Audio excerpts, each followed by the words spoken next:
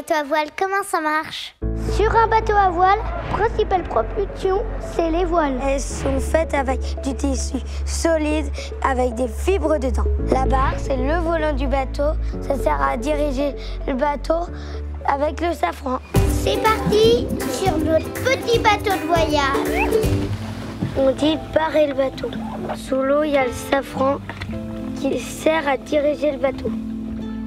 Sur le bateau, toutes les voiles tiennent grâce au mât. Ce grand poteau tient avec des câbles qu'on appelle les haubans. Hier, il y avait beaucoup de vent, on a passé le cap et ça a cassé une brise en tête de mât. Et on doit aller la récupérer en tête de mât. Pour bien s'attacher, on fait un autre chaise. Un manuel. On aime bien escalader là-haut quand on a quelque chose à réparer. Ouais, moi, monter. En haut de notre mât, on est environ à 15 mètres de haut. On va poser plein de questions à Tanguy de la Motte sur Initiative Cœur. Ça va les enfants? Allez, venez à bord. Bon, vous voyez, c'est quand même un gros bateau de course, hein, Initiative Cœur. Ça ressemble pas à votre bateau. Hein. C'est quoi la différence entre un bateau de croisière et un bateau de course? En fait, il y a beaucoup de choses qui sont beaucoup plus techniques. Donc là, par exemple, le mât, il peut tourner. Tu vois, c'est un mât L. Donc c'est un réglage en plus. Sur un bateau de croisière, on se serait pas embêté à faire un réglage pour le mât. Ah, il est énorme et il se creuse à l'intérieur. Après, ici derrière moi, il y a des outriggers, par exemple, les grosses barres noires.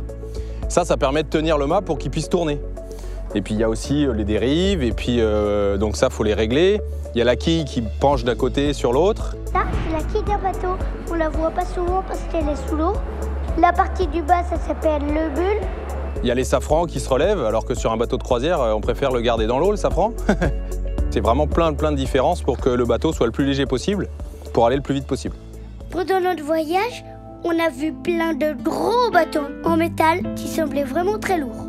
Les cargos avec plein de marchandises, les ferries qui transportent beaucoup de gens. On s'est demandé comment ils faisaient pour flotter avec tout ce poids. En fait, un bateau flotte grâce à la poussée d'Archimède.